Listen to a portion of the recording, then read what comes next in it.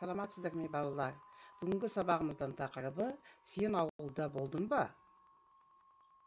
Сабақтың мақсаты: бүгін жаңа тақырыппен танысамыз, қазақ тілінде тән дыбыстарға көңіл бөлеміз, және оқулықта берілген диалогты мәнерлеп оқимыз. Және де балалар, сұрақтарға дұрыс жауап беруіміз керек.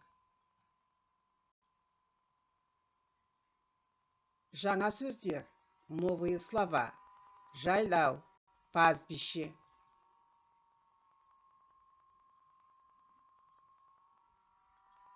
Жайлау: ағаш, жол, гүлдер.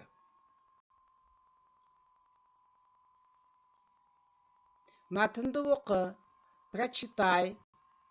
Бірінші тапсырма 129 бет. Алақай, демалыс. Мен ауылға барамын. Жайлауға барамын. Сен ауылда болдың ба? Я, болдым. Әлібек, мен ауылға кетемін. Сау бол. Сау бол, Анель. Мен де ертең жайлауға барамын.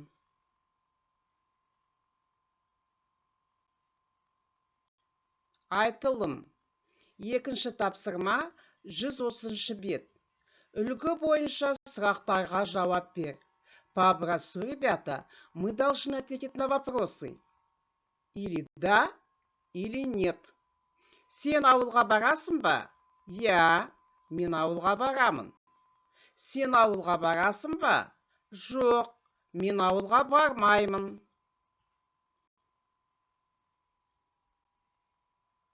Жазылым. Балалар, оқулық бойынша 130 бетті ашамыз. Үшінші тапсырма. Көп нүктенің орнына тиісті қосымша жалғап жаз. Допиши окончание. То есть мы должны дописать личное окончание.